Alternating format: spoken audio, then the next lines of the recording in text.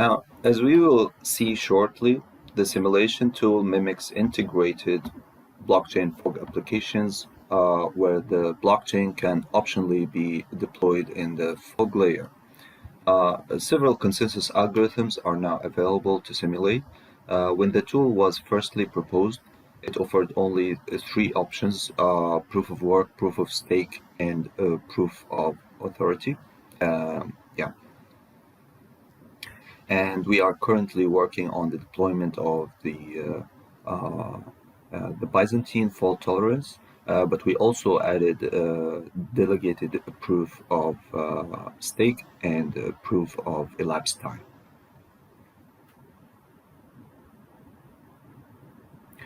The application proposal of the blockchain and fog computing integration solution to be simulated can also be determined by the user. We currently have four application domains to be simulated, namely data storage, smart contracts, cryptocurrency, and identity management.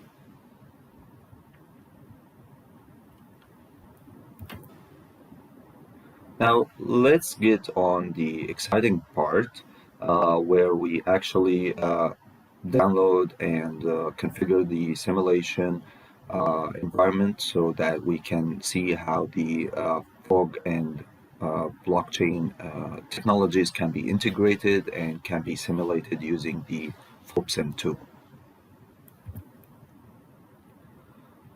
So the FoBSim tool was actually introduced in a scientific paper published in peer-reviewed Computer Science. You can check the link, and you can see deep technical details about how we configure this and how we can simulate it. The code is available at GitHub, so it's open source, and you can anyone can download the simulation tool and modify on it. The first step is always to clone the GitHub repo. So I'm gonna move on to my browser right here, and here I use the Google Cloud service just to run a new machine and set up the simulation tool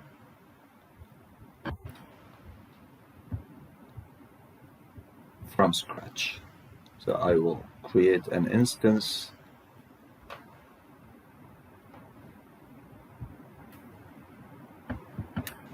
Let's name it FoBSim US, whatever. And let's have the Ubuntu. I feel more comfortable dealing with Ubuntu, but of course you can use any type of operating system that you feel comfortable with. Especially that the FoBSim tool is containerized using Docker technology. So yeah, you can basically run it on any operating system.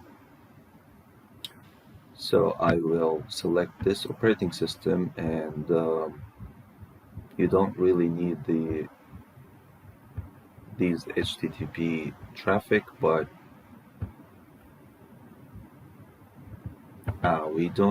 we can't use capital letters. Okay, so I will create this instance.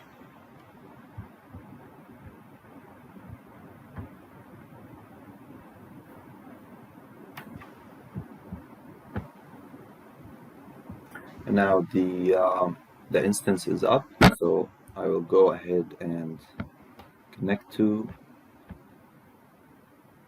its terminal.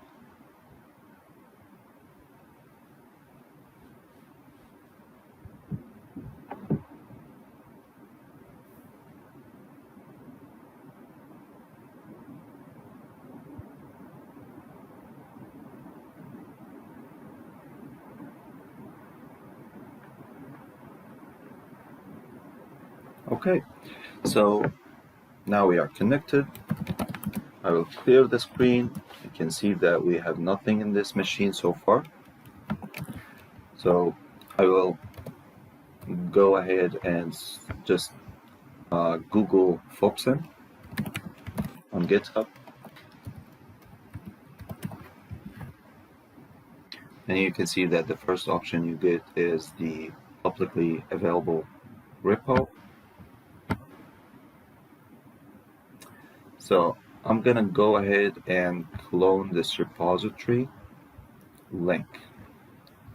And I'm gonna go back to my console. I'm gonna say git clone, paste this link, and enter. Now we have it, so I will get into this folder. And you can see several files here. We mainly want to run the main.py using Python. And here, since we just set up this this instance, then we might need some libraries to install. Of course, if you are using Docker, you will not worry about that. You just need to have Docker in your system, and then you can you can just run the Docker file. If you check the repository README file right here, then you can see the detailed steps on how to run it on Docker, and then you can see the detailed steps on how you run it without Docker. In this tutorial, we will run it without Docker because this is the harder way, but of course Docker would be much easier. So I will run this, and I'm pretty sure that I will need to install some libraries, but let's see what libraries are missing. So we need the RSA library, and going back to my presentation, I'm gonna just show you some of the line codes that or commands that you can use. In our case, we need to install the RSA, and in order to get the RSA, we need the pip3, and in order to get the pip3, we need to update the apt. So I guess if you are a Python developer, you will be familiar with those. So I will go ahead and update the apt.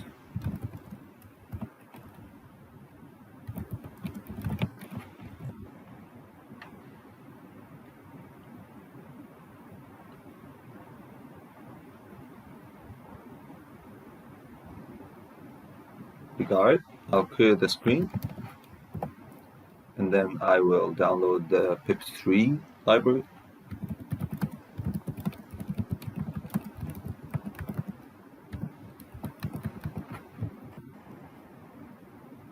Yes.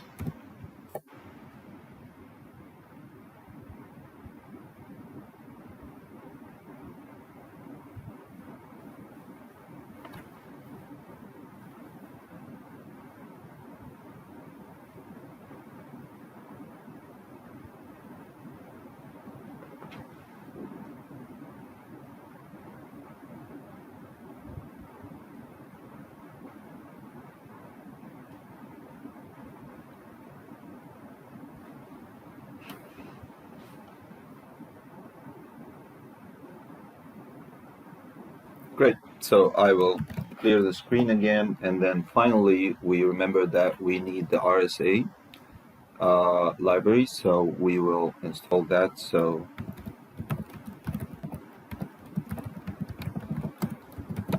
that's it.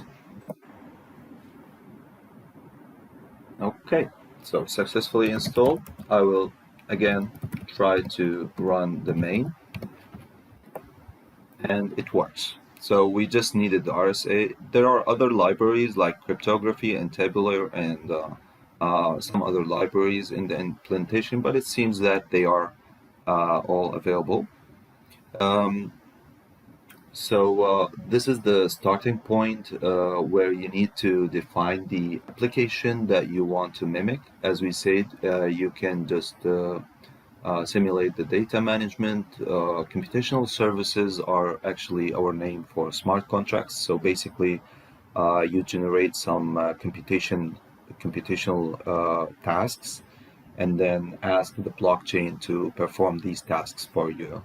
Uh, Payments generate random amounts of data, or sorry, currencies for end users, and we will see shortly how to define the number of miners, the number of users. But let's just run this uh, scheme, or let's say scenario, and see what exactly we expect the simulator to ask us. So let's choose data management, and then you need to clarify where you want to deploy the blockchain. So let's deploy it in the end user layer for now. And then you can see now that the end users have been generated, or end users are up depending on the number of end users the default setting is, because we didn't modify on that. And you can see that fog nodes are up also according to the default settings. Now end users are connected to their fog nodes, and then each end user has generated a number of tasks according to the default settings. Now, once you have everything is up and running, we need to define the consensus algorithm. So once we configure that, then the simulator initiates the miners and instructs them to use the selected consensus algorithm.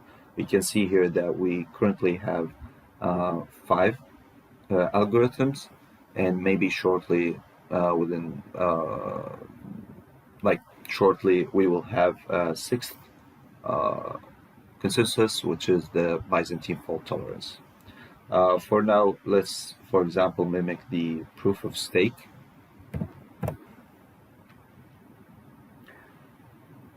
Yeah, and now we can see that miners have been initiated. We have the Genesis block right here that includes only the information of miners. The default setting for FoBSim that we have 3 miners. So Genesis block is generated, and tasks will be handled by the blockchain, which is the default setting for the application that we used, which is the data management. Of course, you can modify that in the simulation parameters. We will see how to do that shortly. But this is the default setting for data management to be handled by the blockchain. I will accept that by pressing enter. Perfect.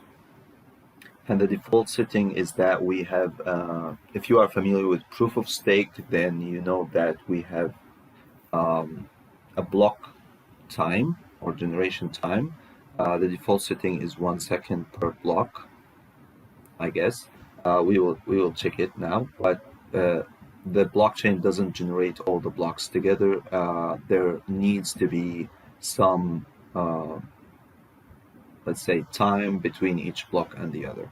I'm going all the way up to see what happened after I accepted that the blockchain will handle my tasks, and then all the tasks. So these are the tasks of the blockchain. We simulate the data management with just the generated number and the end user who sent this task. Of course, the data sent from end users to the fog and from the fog to the blockchain is much more complicated than that, but we just present the data that we want. The 1 here represents the application selected. So we selected data management. That's number one application. So this tells actually the blockchain what to do with this data. And number one means that just store it. So we have all the tasks generated in the mempool of the blockchain. And then this is the first block after the Genesis block, and you can see that we have 5 transactions within the block. This is the default setting, and we have a hash that represents this block. Of course, because we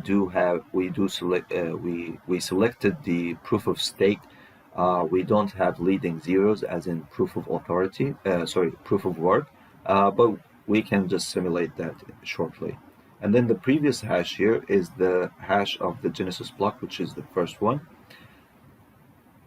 And of course, we do have the gossiping protocol activated. So some miners didn't get this block for some reason. So the gossip protocol solves for this to enhance the security. And you can see that some miners updated their database, and then new blocks were generated. And we can see all the blocks that should contain all the transactions that were generated initially by end users. Now go up all the way down, seeing all these blocks. You can see that there's a feedback right here that there were no forks during this run, which is expected from proof of stake. This is basically why we need other types of consensus than proof of work and Byzantine fault tolerance. If you are familiar with blockchain, you would know that proof of stake is more secure in terms of security, in terms of consistency compared to proof of work, because we do have kind of a trusted entity in the system that controls how and when blocks are generated. And then we can find other types of data saved in the file of FoBSim. So, and it gives you the total elapsed time for the simulation. So let's go ahead and clear this screen and see what happened in the temporary file right here. We have a folder right here called temporary, so I will check that out after I run my simulation. And you can see that we have some files presenting the database of different elements of the system. We have the FOG1, FOG2, FOG5, depending on how many FOGs we have.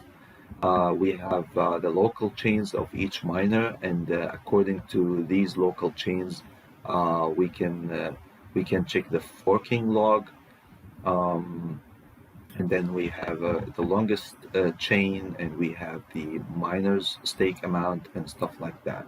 A lot of data can be found in here, and you can analyze your simulation according to the data provided here.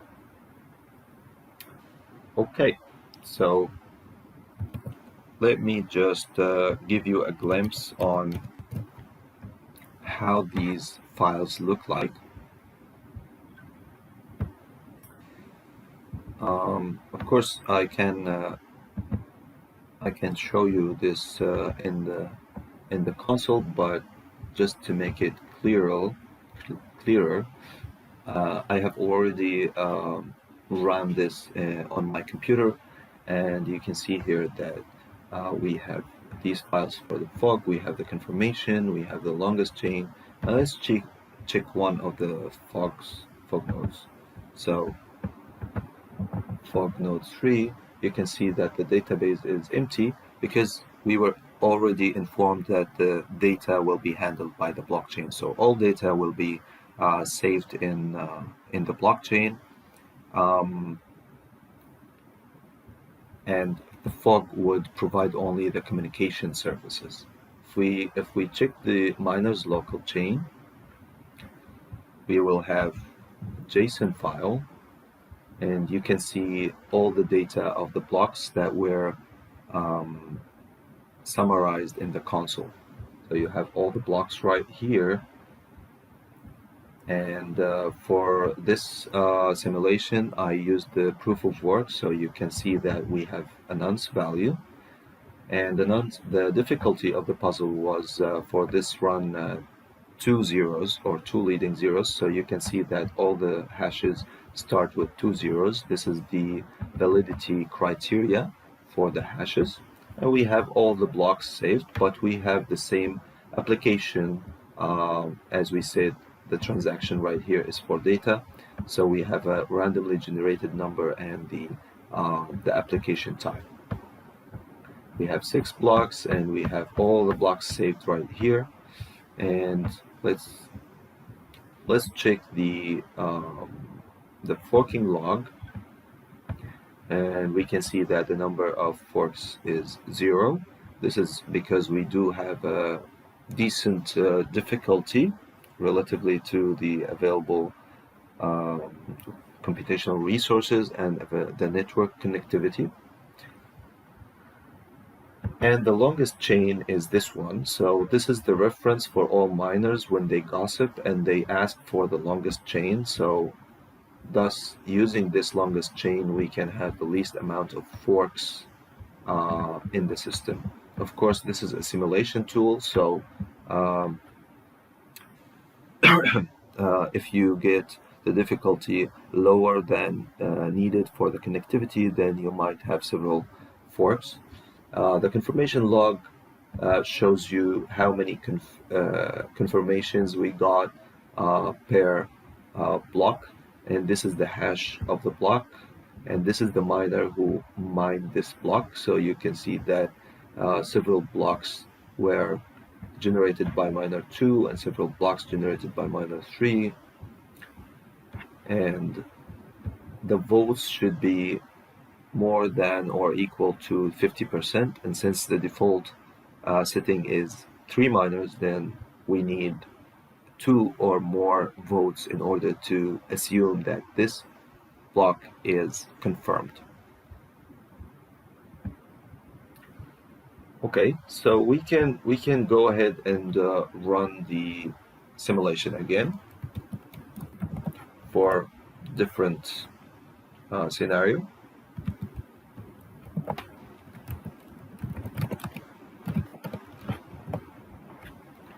Let's use this time the computational services, and let's set the blockchain in the fog layer. Similarly, end users are up, they are connected to their fog nodes, and the tasks were generated. Now, for this time, let's use the proof of work.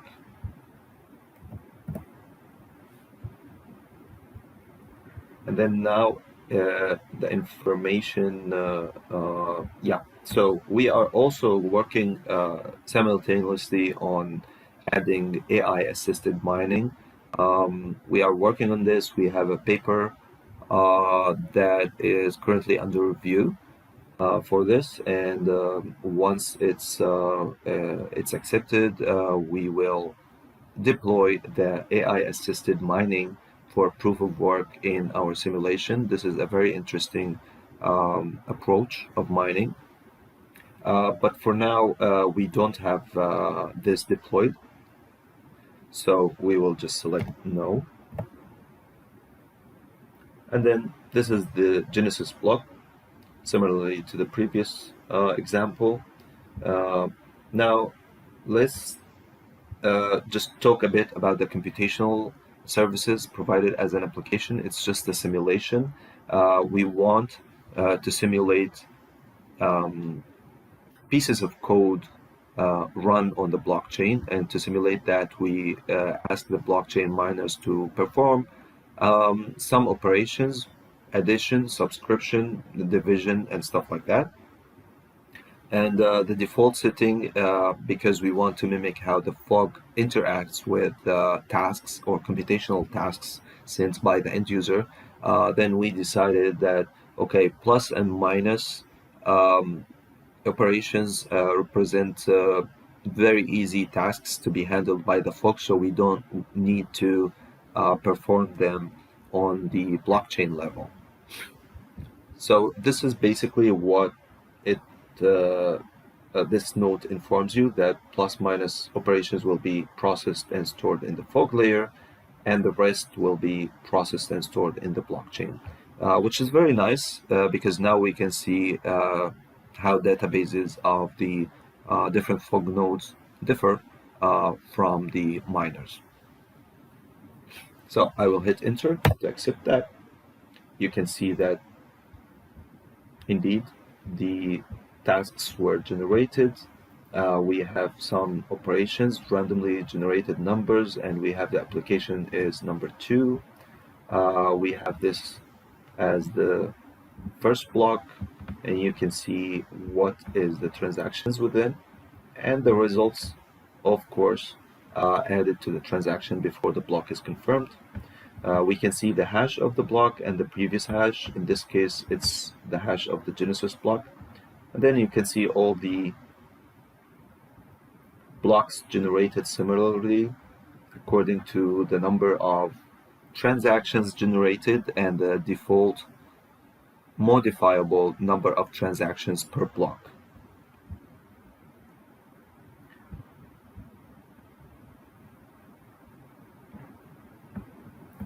Of course, the system is gossiping in order to maintain the unified view of the ledger, but also the gossiping can be deactivated in FoBSim, and we will see shortly how to reconfigure the system.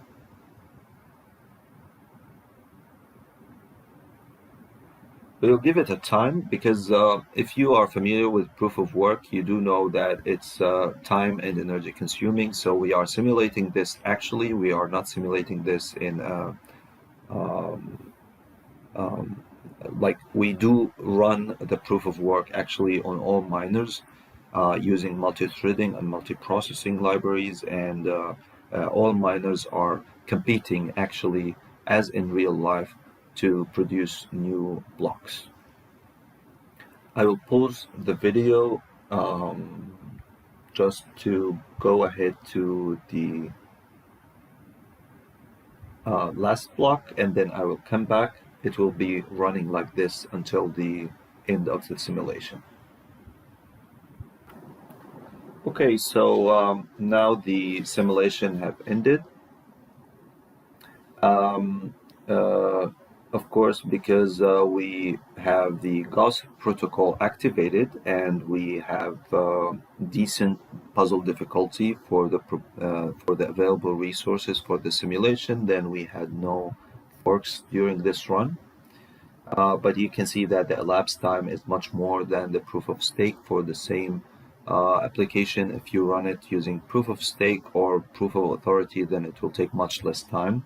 But we are actually performing the proof of work as it is in real blockchains. Now, I would like to go ahead and talk about the default and modifiable parameterization or configuration of the simulation. So if you check in the repo, you can see that, sorry. Yeah, so in the FoBSim repo, and of course in the cloned repo in your device, you can see that we have a sim parameters file, so you can check that out. And these are the default settings of the system. These are the default settings.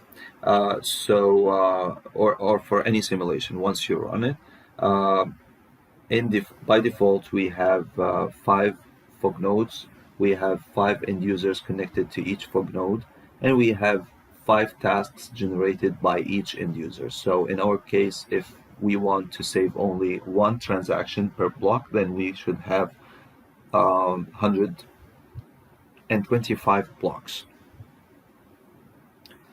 You can also define the number of miners. You can run hundreds and even thousands of miners using the multi-threading approach, it is doable. You can define the number of peers or neighbors per miner. So, but this number should be less than the number of miners, because otherwise there's something, it cannot be done. Like if you have 3 miners, then the maximum number of peers per miner should be 2, because you can't get a miner connected to itself. And then you can define the number of transactions per block for all applications. You can modify that except for the computational services or smart contracts, because this service means basically that you need one smart contract to be saved in each block, so that you can refer to this block to check the smart contract and use for future reference. The puzzle difficulty applies only when you use proof of work. So in this case, you have uh, two leading zeros. You have up to 64.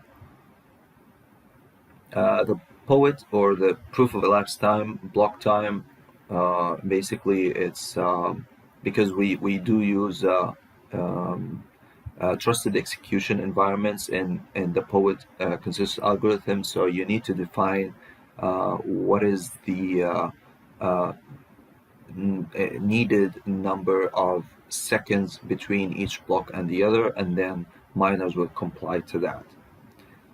In case you have an application for payment, then you need to start the simulation with some owned currencies or coins by end users and by miners, so that we can generate or transfer some randomly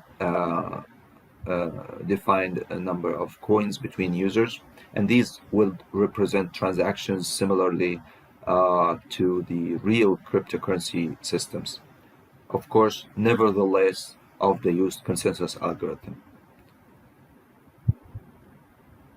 The mining award is the number of coins in the Coinbase.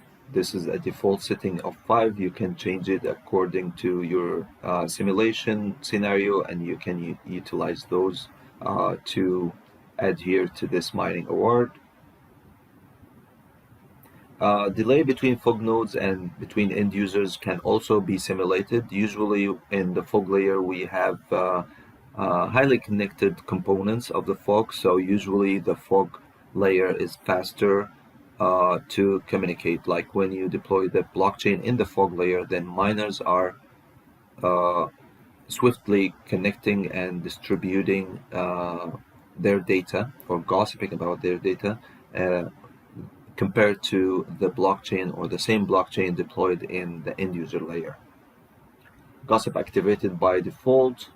Automatic proof of authority miners authorization is the default is true, but in case you set it to false, then you need to select some or which miners that you authorize to mine new blocks. In case you are using proof of authority, you can if you left this as true, then all the miners will be by default authorized to mine, and they will compete to generate new blocks. If you set it to false, then you will be asked in the console to define which specific miners you want to authorize them to mine. And of course, the remaining miners who are not authorized, they will not generate new blocks, but they will maintain the ledger, and they will keep tracking on the updates of this ledger. Parallel pool mining is set by default to false. So if you set it to true, then all the miners will compete at the same time, and then you will see that we will have some forks in the system. Since it's set to false, then we just have a for loop, just mimicking how the mining is done, which is not realistic scenario.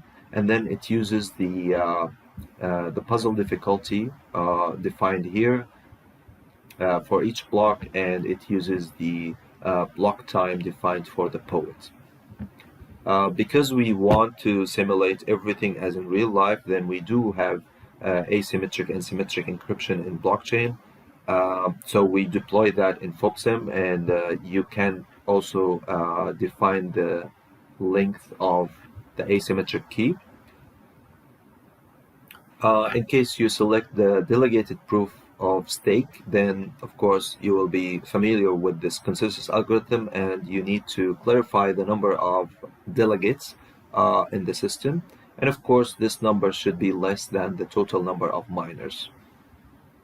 And finally, we have the store place of the data, or whatever you want to use the simulation to mimic. The default setting is that everything will be saved on the blockchain, but as we said, it's hard-coded in the FoBSim that when you want to run computational services, some of these will be performed by the fog, and some of them will be performed by the blockchain. This actually mimics a fog-enabled system in general.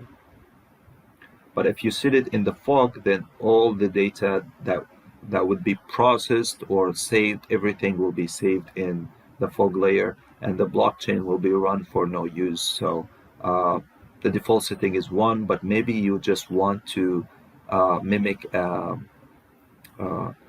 let's say, a fog-enabled system, and you don't want to use blockchain, then you don't really care about all of these configurations. You just set up the number of fog nodes and some number of end users, and you set up the store place in 0, and then you will have FoBSim to be only a fog simulator, so not blockchain simulator anymore. So this is a very nice criteria of FoBSim. And if you want to only mimic the fog without blockchain, then you just set this to 0. Okay, so I will just run the FoBSim one more time with different configurations. So let's run this for, let's say, payment purposes, and let's set the blockchain in the end user layer this time. And for this time, let's use the proof of authority.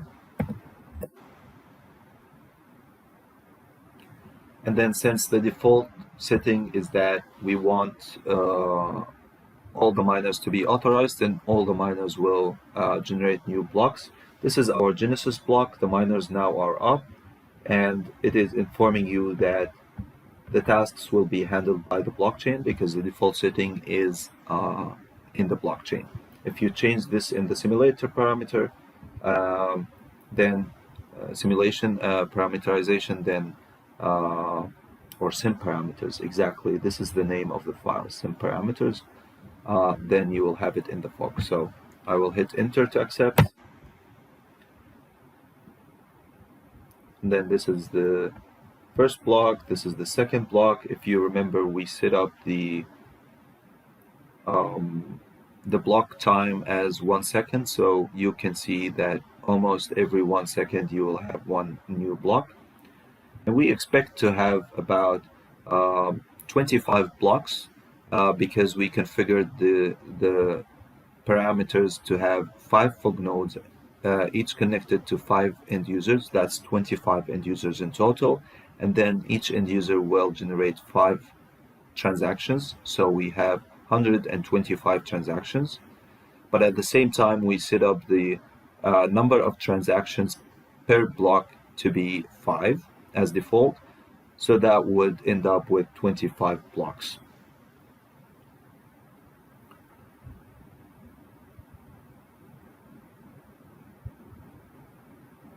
So the chain is now 24 blocks. We are almost done with this, and this should be the last block, but actually it was 26 because we have 25 blocks generated plus the Genesis block that was initially generated before starting to handle all the transactions. And you can see that we have no forks yet, but if you use proof of work with multi-threading validated or activated, the parallel pool mining, then you can have some forks. All right. So going back to our presentation, here is the exact limitations of the parameters in the sim parameters file. For example, the number of fog nodes must be an integer. The delay between end users must be an integer. Gossip activity should be true or false. And be aware that we are using JSON here, so the true and false should be non-capitalized.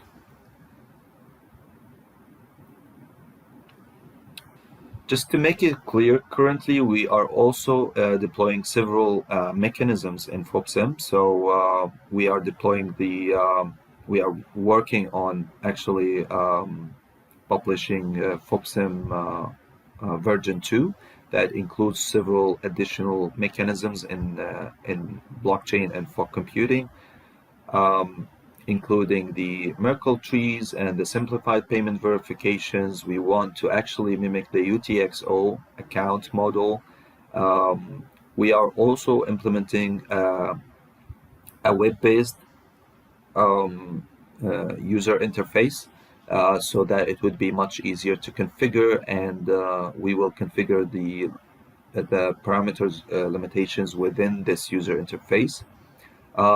We will not represent this user interface at the moment, but shortly, once it's available, we will add to this series one video to show how our user interface is working, and it will be much exciting to check out the visuals and to follow up with the simulation while it's running. I would also like to highlight why FoBSim is a good candidate for you to check out if you are into simulating blockchain or fog systems. We have actually several simulation tools in the literature for blockchain systems. However, none of these actually simulate the fog layer in a blockchain. They are all dedicated only for blockchain, but in our case, you can use FoBSim to only simulate the fog or simulate the fog and the blockchain together. And if you just make the parameterization good enough, you can actually use FoBSim only to simulate blockchain systems. So you can set up one fog node, for example, and you can expect or deal with this fog node as if it was just a server or a gateway to the blockchain. And then you can have as many end users and as many tasks generated by end users going directly to the blockchain. And then you can use FoBSim as only a blockchain simulator. So it's much flexible. It's either for fog, for blockchain, or both for blockchain and fog computing. And this is the flexibility that we missed in the literature. We also provide the identity management simulation, which was also not included in any of the previous works of FoBSim. And we will provide over easier tutorials on the user interface once submitted to the repository. You can also see that most of the previous works only mimicked one consensus algorithm. Most of them simulated the proof of work. In our case, we initially proposed the simulation tool with 3 consensus algorithms, and currently we have 5, and we are working on the 6th one. So you can see the comprehension provided by FoBSim.